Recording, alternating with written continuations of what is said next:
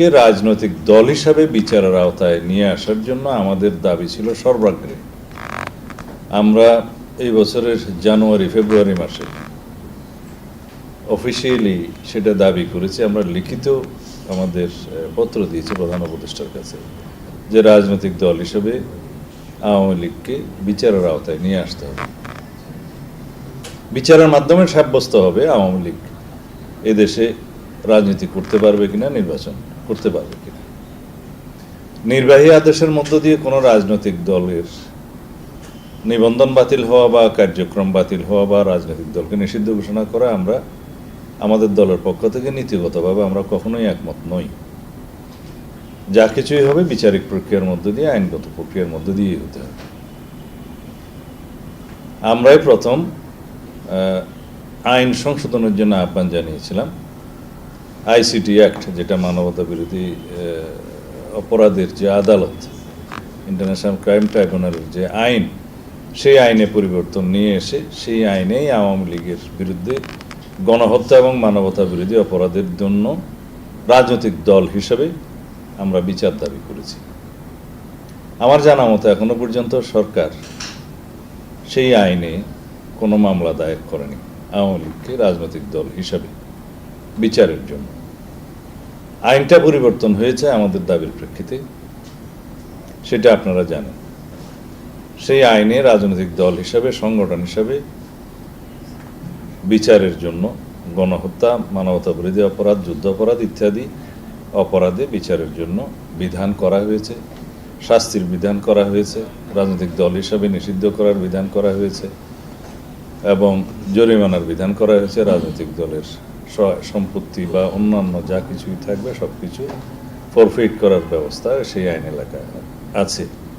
কিন্তু সেই আইনের অধীনে, এবং এই আইনটা সংবিধানের 47 অনুচ্ছেদ অনুসারেই সমর্থিত আইন, সেই আইনের বিধান অনুসারে সরকার ইচ্ছা করলে এখনই আওয়ামী লীগের বিরুদ্ধে মামলা দায়ের করতে পারেন। সেটার জন্য প্রসিকিউশন টিমকে ইনস্ট্রাকশন দিলে ইতিমধ্যে অনেক সাক্ষ্য, প্রমাণ, ভিডিও, অডিও এবং প্রিন্ট, ইলেকট্রনিক মিডিয়া অনেক সাক্ষ্য আছে, অনেক বাস্তব উইটনেসও আছে। তো সরকার এখনো পর্যন্ত সেটা করে নাই, আশা করি করবে। এখন মাননীয় প্রধান উপদেষ্টার প্রশ্নে সেই ব্যাখ্যাটা থাকলে ভালো হতো যে বিচারিক প্রক্রিয়ার মধ্য দিয়ে আওয়ামী লীগের রাজনৈতিক ভবিষ্যৎ নির্ধারিত হবে। নির্বাচন কমিশন তার রেজিস্ট্রেশন বাতিল করেছে বা সাসপেন্ডেড করেছে এবং সরকার সন্ত্রাস বিরোধী আইনের মাধ্যমে আওয়ামী লীগের রাজনৈতিক কার্যক্রম নিষিদ্ধ ঘোষণা করেছে সংগত কারণেই। কারণ আওয়ামী লীগের যে তৎপরতা গণ অভ্যুত্থান পরবর্তীতে আমরা দেখেছি, তাতে আওয়ামী লীগের মধ্যে কোনো রকমের অনুশোচনা আসেনি, জাতির কাছে তারা ক্ষমা প্রার্থনা করেনি, উল্টো গণ অভ্যুত্থানকারীকে তারা অপরাধী হিসাবে চিহ্নিত করছে এবং বাংলাদেশে অস্থিরতা সৃষ্টির জন্য, সাম্প্রদায়িক সম্প্রীতি বিনষ্টের জন্য এবং বাংলাদেশে বিভিন্ন রকমের সন্ত্রাসবাদী কার্যক্রম পরিচালনার জন্য তাদের পতিত স্বৈরাচারের নেত্রী শেখ হাসিনা দিল্লিতে বসে বিভিন্ন রকমের ষড়যন্ত্রে লিপ্ত আছে। সেটার অডিও আছে, ভিডিও আছে এবং তাদের বিভিন্ন অঙ্গ সংগঠন, নিষিদ্ধ ঘোষিত ছাত্রলীগ সহ অন্যান্য সংগঠনের মধ্য দিয়ে মাধ্যমে তারা বাংলাদেশের বিভিন্ন জেলা এবং মহানগরে, ঢাকায় তারা ঝটিকা মিছিল করার চেষ্টা করছে। রাজনৈতিক কার্যক্রম যেহেতু নিষিদ্ধ, সুতরাং এটা বেআইনি।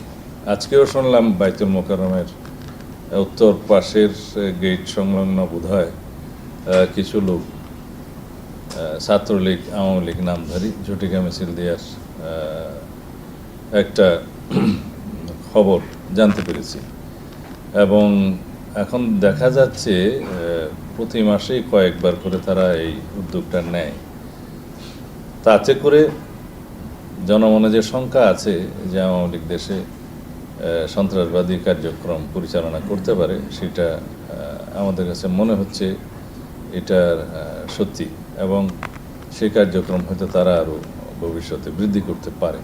সুতরাং সরকারকে, আইনশৃঙ্খলা বাহিনীকে আরও বেশি কঠোর হতে হবে এই জাতীয় তৎপরতা বন্ধ করার জন্য। আগামী নির্বাচনে আওয়ামী লীগের অংশগ্রহণের বিষয়ে বিএনপির অবস্থানটা কি, ক্লিয়ার অবস্থানটা কি? আগের প্রশ্নের একটা অংশ আপনাদের বাদ রয়ে গেছে, যে সাংবাদিক মেহেদী হাসান প্রধান উপদেষ্টাকে প্রশ্ন করলে তিনি এক পর্যায়ে বলেছিলেন যে ইন্টারিম গভর্নমেন্ট গঠিত হয়েছে কিন্তু তার মেয়াদ বলা নাই, এই মেয়াদটা ওনারাই ঠিক করবেন। অনেকে নাকি চায় 5 বছর 10 বছর, এমনকি 50 বছর থাকলেও ভালো। এই প্রসঙ্গটা মাননীয় প্রধান উপদেষ্টা উত্থাপন না করলেই ভালো করতেন। যদিও আর্টিকেল 106 অনুসারে সুপ্রিম কোর্টের কাছে যে মতামতটা, অ্যাডভাইজারি রুলটা অনুসারে যে মতামত জানতে চাওয়া হয়েছিল, সেখানে অন্তর্বর্তীকালীন সরকারের প্রধান উপদেষ্টা এবং উপদেষ্টাদের শপথ গ্রহণের কথা বলা হয়েছে, কিন্তু মেয়াদের কথা বলা নেই। সেটা সত্য, কিন্তু মেয়াদ তো মাননীয় প্রধান উপদেষ্টা নিজেই নির্ধারণ করে দিয়েছেন। তিনি ডিসেম্বরে ইলেকশন দেন নাই, ফেব্রুয়ারিতে দিয়েছেন, এবং সেই ইলেকশনের তফসিল ঘোষণার অপেক্ষায় আছি আমরা। সুতরাং এভাবে বললেই ভালো হতো যে অন্তর্বর্তীকালীন সরকার বা তত্ত্বাবধায়ক সরকার বা নির্বাচনকালীন সরকার, যেটা বাই নেচার সংকটকালীন সরকার, তাদের দায়িত্বই হয় যত দ্রুত সম্ভব গণতান্ত্রিক প্রক্রিয়ায় উত্তরণ ঘটানো। সেটা আমরা নেপালে দেখলাম, যেদিনই অন্তর্বর্তীকালীন সরকারের প্রধানমন্ত্রী হিসেবে যিনি শপথ নিয়েছেন, তিনি সেই দিনই ঘোষণা দিয়েছেন কোন তারিখে নির্বাচন হবে। পৃথিবীর বিভিন্ন দেশে গণ অভ্যুত্থান পরিস্থিতিতে দেখা গেছে, যেখানে দ্রুত ডেমোক্রেটিক ট্রান্সফরমেশনটা হয় না, গণতান্ত্রিক উত্তরণটা হয় না, সেখানে কলহ, বিবাদ, এমনকি গৃহযুদ্ধও হয়। তো সুতরাং এটা আমরা শুকরিয়া আদায় করি আল্লাহর দরবারে যে আমরা এখনও সবাই ঐক্যবদ্ধ আছি। ফ্যাসিবাদ বিরোধী জাতীয় ঐক্য যেটা আছে সেটা শক্তিশালী আছে। যদিও আমাদের মধ্যে বাকবিতণ্ডা, তর্ক বিতর্ক, গণতান্ত্রিক চর্চা হবে, কিন্তু দিন শেষে আমরা সবাই গণতন্ত্রের স্বার্থে ঐক্যবদ্ধ থাকব। নির্বাচন ভাইয়া, যেটা বলছিলাম যে আসলে এখন যে অবস্থা, নির্বাহী আদেশে আওয়ামী লীগ নিষিদ্ধ, এই অবস্থায় আগামী নির্বাচনে আওয়ামী লীগ নির্বাচনের বাইরে রাখার বিষয়ে বিএনপির অবস্থান নাকি? একটু আগেই তো সেই কথা বললাম যে বিচারিক প্রক্রিয়ার মধ্য দিয়ে আওয়ামী লীগের রাজনৈতিক ভাগ্য নির্ধারণ হবে। আদালতেই নির্ধারণ করবে আওয়ামী লীগ দেশে রাজনীতি করতে পারবে কিনা। কারণ যারা হাজার হাজার মানুষকে হত্যা করেছে, দীর্ঘ 16-17 বছর ফেসিবাদী শাসন ব্যবস্থা কায়েম রেখেছিল, এবং যারা গুম, খুন, হত্যা সহ অসংখ্য মানবতা বিরোধী অপরাধে জড়িত ছিল, যারা বাংলাদেশের গণতন্ত্রকে বিনাশ করেছে সাংবিধানিকভাবে এবং রাজনৈতিক চর্চার মধ্য দিয়ে, অপরাজনীতির মধ্য দিয়ে, তাদের বিচার বাংলাদেশের মানুষ চায়। গণ অভ্যুত্থানের একটি বার্তা হচ্ছে এই গণহত্যাকারীদের বিচার হতেই হবে। তো সুতরাং আওয়ামী লীগকে যারা পরিচালনা করছে ব্যক্তি হিসেবে, যারা সরকারে ছিল, অবৈধ হলেও তো সরকারে ছিল, তখনকার প্রধানমন্ত্রী শেখ হাসিনা সহ অন্যান্য মন্ত্রী, এমপি এবং তার দূষরদের ব্যক্তিগতভাবে তাদের অপরাধের জন্য আইসিটি কোর্টে মামলা দায়ের হয়েছে অনেকের বিরুদ্ধে, আরও অনেক হবে, কিন্তু দল হিসাবে রাজনৈতিক দলের বিরুদ্ধে এখনো পর্যন্ত মামলা দায়ের হয়নি। সুতরাং রাজনৈতিক দল হিসাবে এবং ব্যক্তি হিসাবে যারা দায়ী সেই সমস্ত অপরাধের জন্য উভয় বিচারই হতে হবে বাংলাদেশে। এর আগে তারা নির্বাচনে অংশগ্রহণ করতে পারবে কি পারবে না সেটা বিএনপির কোনো বিষয় নয়, সেটা জনগণের বিষয়, সেটা আইন আদালতের বিষয়। আদালতেই আমরা এখনও মনে করি সরকারের খুব দ্রুত আওয়ামী লীগের বিরুদ্ধে রাজনৈতিক দল হিসেবে বিচারের আওতায় নিয়ে আসা আওয়ামী লীগের বিরুদ্ধে মামলা দায়ের করা উচিত আইসিটি কোর্টে। আগে আইন ছিল না, এখন তো আইন সংশোধন হয়েছে, তাহলে এটা সাব্যস্ত হবে আদালতের মাধ্যমে। আর জনগণের রায় তো জনগণ দিয়েই দিয়েছে 5ই আগস্ট, যে বাংলাদেশে আওয়ামী লীগের কোনো রাজনীতি জনগণ চায় না। কারণ আওয়ামী লীগের রাজনীতির মধ্যে কোনোদিন গণতন্ত্র ছিল না। আওয়ামী লীগের রাজনীতি এবং আওয়ামী লীগের রক্তে কখনো গণতন্ত্রের, তাদের ডিএনএতে কোনোদিন গণতন্ত্র ছিল না। তারা সবসময় ফেসিবাদী আচরণ করেছে। আওয়ামী লীগের শাসন আমল 1971 পরবর্তীতে 1973 আমরা দেখেছি, 1974 দেখেছি, 1975-এ আওয়ামী লীগ নিজেই বিলুপ্ত হয়ে একদলীয় বাকশাল ব্যবস্থা প্রবর্তন করেছে। তারা হত্যার রাজনীতি করেছে, সন্ত্রাসের রাজনীতি করেছে, গুমের রাজনীতি করেছে। বাংলাদেশের রাজনীতিতে যত রকমের অত্যাচার, অনাচার, গুম, খুন, হত্যা সবকিছুই শুরু হয়েছে আওয়ামী লীগের শাসন আমল থেকে। আওয়ামী লীগের বিরুদ্ধে কথা বলতে গেলে বাংলাদেশের মানুষকে একটা মহাকাব্য রচনা করতে হবে তাদের অনাচারের জন্য। তো সুতরাং আওয়ামী লীগকে দেশের মানুষ প্রত্যাখ্যান করেছে, গণ-অভ্যুত্থানের মধ্য দিয়ে তারা বিতাড়িত হয়েছে। তারা বাংলাদেশে রাজনীতি করতে পারবে কি পারবে না সেটা জনগণ জবাব দিয়েছে, এবং সামনের দিনেও আইনানুগভাবে আদালতের মাধ্যমে সেটা সাব্যস্ত হওয়া উচিত, এবং ভবিষ্যতেও জনগণ সেটা নির্ধারণ করবে। সুতরাং এটা বিএনপির কোনো বিষয় নয়। নির্বাচনের প্রসঙ্গ যখন আসলো, তো নির্বাচন নিয়ে তো আপনাদের পরিকল্পনা প্রস্তুতি সবই আছে, তো এখন পর্যন্ত আমরা একটা দৃশ্যমান দেখিনি যে আসলে সারা দেশে বিএনপির যেহেতু অনেক বড় দল, প্রতিটা আসনে একাধিক প্রার্থী থাকবে। এখন আপনাদের একক প্রার্থী বাছাইয়ের ক্ষেত্রে আপনাদের অবশ্যই পরিকল্পনা আছে, আপনারা কাজ করছেন, তো এটা আসলে দৃশ্যমান কবে হবে? বিএনপি একটি বৃহৎ গণতান্ত্রিক উদারনৈতিক রাজনৈতিক দল। আমাদের প্রত্যেকটি আসনে একাধিক প্রার্থী আছে, যোগ্য প্রার্থী আছে, শুধু 2 জন নয়, অনেক আসনে আমাদের 5, 7 জন, 10 জন পর্যন্ত যোগ্য প্রার্থী আছে। সুতরাং আমরা আমাদের একটা নিয়মতান্ত্রিক রাজনৈতিক প্রক্রিয়ার মধ্য দিয়ে আমাদের প্রার্থী সিলেকশনের বিষয়টা দেখতে হচ্ছে। এখন আমরা সেই কাজটা করছি জেলা ভিত্তিক, বিভাগ ভিত্তিক। আমরা খুব শিগগিরই আসন ভিত্তিক একক প্রার্থীকে আমরা মাঠে কাজ করার জন্য আমরা গ্রিন সিগন্যাল দেব। তবে সেটা অফিসিয়াল হবে যখন আমরা তফসিল ঘোষণার পরে আইনানুগভাবে যেটা পার্লামেন্টারি বোর্ডের মাধ্যমে আমরা নমিনেশন দেব, সেটা তখন ফাইনাল হবে।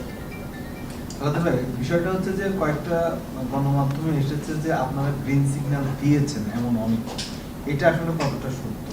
দেয়ার প্রক্রিয়ায় আছি, প্রত্যেকের সংবাদে প্রক্রিয়ায় আছি আমরা, সিলেকশন প্রক্রিয়া। সেটা সত্য নয় না, এখনো পর্যন্ত দেয়া হয়নি, আমরা প্রক্রিয়ায় আছি, খুব শিগগিরই দেয়া হবে। সেক্ষেত্রে দেরি হলে এখন পর্যন্ত মনে করছে যে একক প্রার্থী ঘোষণা না করার কারণে তৃণমূলের তারা কার পক্ষে কাজ করবে সেই নিয়ে একটা দ্বিধাদ্বন্দ্ব আছে।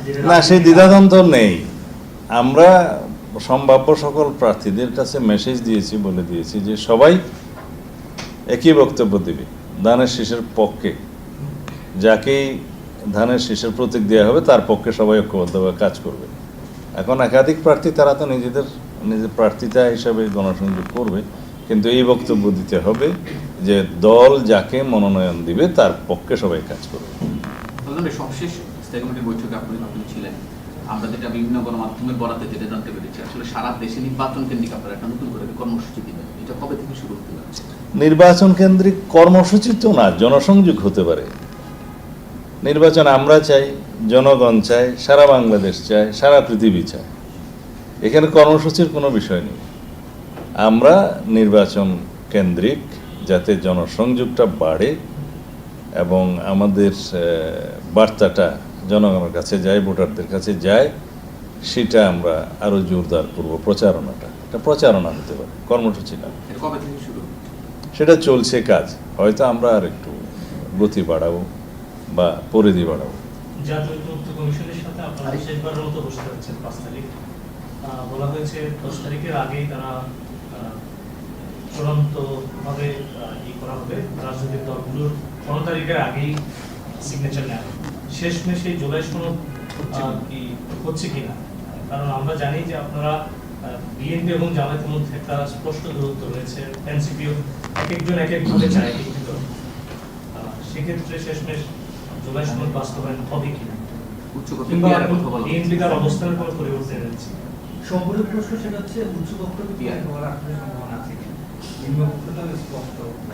জামাতের পক্ষ থেকে বলা হয়েছে যে আসলে বিএনপি এটাও মানে ভেতরগতভাবে ওটা এগ্রি করে আর কি, উচ্চপক্ষ পিয়ারের বিষয়টা। জুলাই জাতীয় সনদ 2025 নামে সেই দলিলটা প্রণীত হয়েছে। আলাপ আলোচনা এখন চলছে বাস্তবায়নের প্রকৃতি নিয়ে, বাস্তবায়নের প্রক্রিয়া নিয়ে। বাস্তবায়নের প্রক্রিয়াতে কয়েকবার আলোচনা অনুষ্ঠিত হয়েছে। ঐকমত্য কমিশন একটা এক্সপার্ট টিম গঠন করেছেন, তারা কয়েকবার মতামত দিয়েছে, সুপারিশ দিয়েছে, তার ভিত্তিতেও আলাপ আলোচনা হয়েছে। যেটা গত আলাপ আলোচনায় সিদ্ধান্ত হয়েছে যে তারা দলগুলোর মধ্যে আভ্যন্তরীণ যোগাযোগের জন্য কিছু সময় দিচ্ছেন এবং এক্সপার্ট কমিটির সাথে ইতিমধ্যে দলের পক্ষ থেকে যে প্রাপ্ত মতামত সেগুলো নিয়ে আলোচনা করবেন এবং তারা আবার রিফাইন্ড আর একটা প্রস্তাব বা প্রস্তাবসমূহ আনবেন। তার মধ্যে কয়েকটা আছে। একটা আছে আমাদের পক্ষ থেকে আমরা বলেছি কনস্টিটিউশনাল অর্ডার যেটা প্রস্তাব কয়েকটি দল করেছে বা এক্সপার্ট কমিটির পক্ষ থেকে এসছে, তা আমরা মনে করেছি সেরকম কোনো কনস্টিটিউশনাল অর্ডারের মাধ্যমে সংবিধান পরিবর্তন এবং ইমিডিয়েট কার্যকারিতা দেয়া যায় না। তবে সেটার বিষয়ে সুপ্রিম কোর্ট কি বলে তার জন্য আমরা আর্টিকেল 106 অনুসারে আমরা সুপ্রিম কোর্টের কাছে যাই, সে একটা প্রস্তাব আমরা দিয়েছি। দ্বিতীয় প্রস্তাব তারা দিয়েছিলেন যে উইথ ইমিডিয়েট ইফেক্ট সহ, মানে এখনই কার্যকর হবে সেরকম সহ কনস্টিটিউশনাল অর্ডার প্রক্লেম করার পরে তার ভিত্তিতে একটা রেফারেন্ডাম নেয়, গণভোট। কবে? যেদিন জাতীয় সংসদ অনুষ্ঠিত হবে সেদিন একই সাথে আলাদা একটা ব্যালটে। এর মধ্যে একটা অংশকে আমরা ভালো প্রস্তাব মনে করেছি। কোনটা? হ্যাঁ, জুলাই জাতীয় সনদের প্রস্তাব বা জুলাই জাতীয় সনদ এর পক্ষে জনগণ আছে কিনা, চায় কিনা এই সংস্কার, সেটা হ্যাঁ অথবা না নেওয়া হতে পারে আলাদা ব্যালটে নির্বাচনের দিনে, কি দিনে। সেটা আমাদের পক্ষে যুক্তি হচ্ছে নির্বাচনে নির্বাচিত হবে এমপিরা, তারা জাতীয় সংসদে যাবে, আইন কানুন পাশ করবে, সংবিধান পরিবর্তন করবে, জেনারেল ফাংশন। তবে গণভোটের মধ্য দিয়ে যদি জুলাই জাতীয় সনদের পক্ষে জনগণ মত দেয়, তখন সেটা বাধ্যতামূলক হবে যে এই সনদে যা কিছু আছে সমস্ত এমপিরা বাধ্যতামূলকভাবে সেটা বাস্তবায়ন করবে। আমরা এটাকে ভালো প্রস্তাব মনে করেছি, হতে পারে। তৃতীয় আর একটা প্রস্তাব দিয়েছে যে দিন পার্লামেন্টে এই সংস্কারটা পাশ হবে, সংবিধান সংশোধনী জুলাই সনদের অন্তর্ভুক্তগুলো, সেটার ওই পূর্বতন ডেট থেকে যেদিন কনস্টিটিউশনাল অর্ডার পাশ করা হবে সেই দিন থেকে কার্যকর হবে। আমরা এটার সাথে দ্বিমত পোষণ করেছি, কারণ এখনই কনস্টিটিউশনের প্রভিশনগুলো যদি পরিবর্তন হয়ে গেছে ধরা হয়, তাহলে দেশে দুইটা কনস্টিটিউশন প্রিভেইল করবে, সেটা সুপ্রিম কোর্ট মানবে কিনা। সাধারণ জনগণের রাইট আছে যে কোনো বিষয়ে এটা কোর্টে প্রশ্ন তোলার জন্য, তার ব্যক্তি সম্পদ অথবা অন্যভাবে যদি তার ক্ষতিগ্রস্ত হয়, অথবা আইনি রাইট আছে, অথবা রিট পিটিশনে যেতে পারে, মৌলিক অধিকার হিসেবে যেতে পারে, তখন কোর্ট কি বলবে। আমরা বলেছি সেই জন্য আগেই আমরা কোর্টের সাজেশনটা নিই। আদারওয়াইজ তখন কোর্ট বলবে যে সংবিধান পরিবর্তন হয়েছে, এই ফোরাম কোনটা, কারা করেছে, কোন কর্তৃত্ব করেছে, সেই প্রশ্ন আসবে। তো সুতরাং আমরা ওই তৃতীয় প্রস্তাবে একমত হইনি। এখন আরও কিছু আলাপ আলোচনা চলছে কিভাবে কি করলে আইনানুগভাবে এই জুলাই জাতীয় সনদের সংবিধানের অংশটুকু বাস্তবায়ন করা যায়। কারণ সংবিধান ছাড়া অন্যান্য প্রস্তাবগুলো এই সরকারের সময় বাস্তবায়নের জন্য সবাই একমত হয়েছে। সেটা আইন পাশের মানে অর্ডিন্যান্স পাশের মধ্যে দিয়ে হতে পারে, নির্বাহী আদেশের মধ্যে দিয়ে হতে পারে, বা অন্যান্য বৈধ প্রক্রিয়ায় হতে পারে, তাতে কোনো অসুবিধা নেই। শুধুমাত্র 19টা পয়েন্ট যেগুলো সংবিধানকে স্পর্শ করে সেই বিষয়গুলো নিয়েই আলোচনা হচ্ছে। তা আমরা মনে করি যে কোনো বৈধ আইনানুগ এবং সাংবিধানিক প্রক্রিয়ার মধ্যে দিয়েই সেই সাংবিধানিক পরিবর্তনটা আনা প্রয়োজন। অন্যথায় বাংলাদেশে একটা ব্যাড প্রেসিডেন্ট ক্রিয়েট হবে, যে খারাপ নজিরটা সব সময় ব্যবহার হওয়ার জন্য সামনের দিনে এটা দাবি উত্থাপন করতে পারে এবং তাতে করে রাষ্ট্রের সবসময় একটা অস্থিরতা বিরাজ করবে। তো সুতরাং যে কোনো বিষয় যেটা এখনই প্রয়োজন হচ্ছে না সংবিধান ভায়োলেট করার জন্য বা কার্যকর করার জন্য, সেটা এখনই অসাংবিধানিক প্রক্রিয়ায় যদি আমরা অনুমতি দেই বা এগ্রিড হই, সেটা ভবিষ্যতের জন্য রাষ্ট্রীয় জীবনে অস্থিরতা সৃষ্টির একটা ব্যাপক ক্রনিক ডিজিজ হিসেবে থেকে যাবে। সেটা কখনো ঠিক হবে না। অনেকে অনেক প্রশ্ন তুলতে পারেন যে ইতিমধ্যে কনস্টিটিউশনের কিছু কিছু প্রভিশন ভায়োলেট হয়েছে, হতে পারে, কিন্তু সেই ভায়োলেশনটাকে লেজিটিমেসি দেওয়ার জন্যই তো সুপ্রিম কোর্টের কাছে যাওয়া হয়েছে 106 ধারা অনুসারে, অনুচ্ছেদ অনুসারে। যখন অবৈধ প্রধানমন্ত্রী পালিয়ে গেলেন, সরকার ছিল না, সরকার প্রতিষ্ঠা করতে হয়েছে, সুতরাং সেই বিধানটার জন্যই তো 106 আছে, সুপ্রিম কোর্ট কি বলে দিয়েছে। তার মধ্য দিয়ে যদি দুই একটা আর্টিকেলের কোনো ক্লজ যদি ভায়োলেশন হয়, সেটা তো ওইখানেই কভার করা আছে অনুমতির মধ্যে। এখন যদি বলা হয় যে এখনই তো সংবিধান মানা হয়নি, আপনি সংবিধান করছেন কেন? আমি সংবিধান করছি এই কারণেই, যারা বলছে জাস্টিস শাহাবুদ্দিন আহমদকে নিয়োগের সময় তো বিধান ছিল না বলেই ঐক্যমত্য হয়েছে, পরে সবাই সেটা ফুলফিল করেছে, কিন্তু সেই রকম পজিশন তো এখন নেই। যে সমস্ত বিষয়গুলো এখনই না করলে নয়, অ্যাড্রেস না করলে নয়, সেরকম কোনো বিষয় থাকলে আবার ঐক্যমত্য হবে।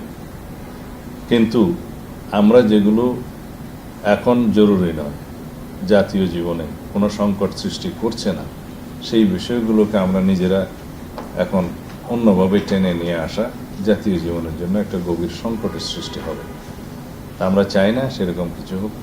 আশা করি রাজনৈতিক দলগুলো সেটা অনুধাবন করবে। জাতীয় স্বার্থে, জনগণের স্বার্থে, বৃহত্তর স্বার্থে আমরা একটা বৈধ প্রক্রিয়ার মধ্য দিয়ে ঐক্যমত্যে আসতে পারব, বাস্তবায়ন প্রক্রিয়া নেই। কিন্তু জুলাই জাতীয় সনদ প্রণীত হয়েছে, সেটা আমরা প্রতিশ্রুতিবদ্ধ। যদি আমাদেরকে জনগণ ম্যান্ডেট দেয়, আমরা সেই সনদ যেভাবে প্রণীত হয়েছে উইথ নোট অফ ডিসেন্ট কিছু কিছু ক্ষেত্রে সেটা আমরা বাস্তবায়ন করব ইনশাআল্লাহ। একটা প্রশ্ন সঙ্গে আসন বন্টন নিয়ে বিষয়টা কিরকম দাঁড়াবে? কেউ লিখেছে অলরেডি যে 50টা আসন দেওয়া হতে পারে, আপনার কাছে কি শুনতেছে? আমার শোনা হচ্ছে কিছু আসন প্রার্থী দিবেন না, এরকম শোনা যাচ্ছে। আগাবাগি হচ্ছে কি?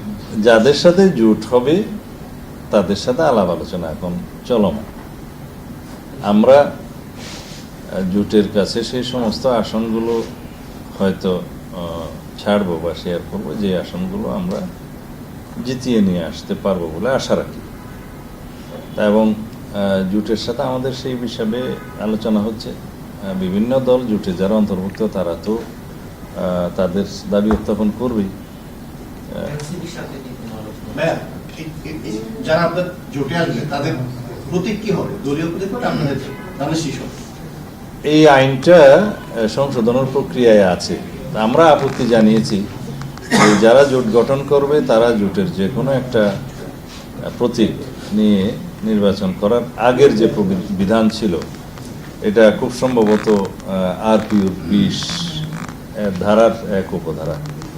তো সেটা পরিবর্তনের জন্য একটা প্রস্তাব গিয়েছে ইলেকশন কমিশনের পক্ষ থেকে। আরও কিছু ধারা আরপিইউর একসাথেই অর্ডিন্যান্স জারি হবে সংশোধনী।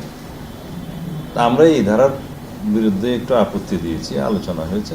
সরকার মোটামুটি আইন উপদেষ্টা সবাই মনে করে যে আগের বিধানটাই থাকা উচিত, অর্থাৎ জোটভুক্ত দলগুলো যদি চায় নিজের মার্কায় করবে, অথবা জোটের যে কোনো অন্য অথবা বড় দলের মার্কায় করবে, সেই বিধানটা উন্মুক্ত ছিল যেভাবে ওইভাবেই থাকা উচিত। তা এখন জোটের প্রার্থীদের অথবা জোটের দলের একটা স্বাধীনতা থাকবে, তারা নিজস্ব প্রতীকে করবে নাকি দানের শীর্ষে করবে। এবার প্রার্থী সিলেকশনের ক্ষেত্রে আপনারা কি বেশি প্রাধান্য দেবেন? মানে দলীয় প্রার্থী হিসেবে, কারণ বিগত 15 বছর তো একটা দীর্ঘ সময়, লম্বা সময় আপনারা নির্বাচনে কখনো ছিলেন। এই বিষয়ে অনেকবার কথা বলেছি, এগুলো পুরাতন প্রশ্ন। বলেছেন যে আপনার তারা 100 আসন ছাড় দিবে, তাদের সমমানা যে দলগুলো আছে তাদেরকে 100 আসন ছাড় দিয়ে যদি কেউ তাদের মানে জোটবদ্ধ তারা নির্বাচনে যাবে, বিষয়টি কিভাবে দেখবেন? আপনারা এরকম নির্দিষ্ট মানে সংখ্যা দেখেছেন কিনা যে এত? জামায়াতে ইসলামী 100 সিট ছাড়বে বলেছে, কোথায় দেখেছেন আপনি? এই যে কিছুক্ষণ আগেই আমাদের নিউজে আসছে। আচ্ছা, নিউজে আসছে। জামায়াত ইসলাম হয়তো 250 সিটও ছাড়তে পারে, সেটা তাদের বিবেচনা। কিন্তু আমরা কত সিট ছাড়তে পারবো সেটা আমাদের বিবেচনা, বাস্তবতা। এখন আরও কিছু দল আছে, তারা হয়তো 290টা সিটও ছাড়তে পারবে 10টা রেখে, সেটা তাদের বিবেচনা। আমরা আমাদের 300 আসনে বিএনপির পক্ষ থেকে প্রার্থী দেওয়ার জন্য প্রত্যেকটা আসনে একাধিক প্রার্থী আছে। তো সুতরাং আমরা কয়টা আসন ছাড় দিতে পারবো জোটের শরীর, এটা আলোচনা এবং বিবেচনার বিষয়। আমরা এই সংখ্যাটা এখনই নির্ধারণ করতে পারবো না। এনসিপির সাথে কোনো আলোচনা হয়েছে কিনা? আমরা বিভিন্ন মাধ্যমে দেখতে পেয়েছি এনসিপি নাকি আপনাদের আলোচনা হচ্ছে। না, রাজনৈতিক আলোচনা তো সব দলের সাথে হয়, এনসিপির সাথেও হয়, তবে আসন ভিত্তিক কোনো আলোচনা তাদের সাথে আমাদের হয়নি।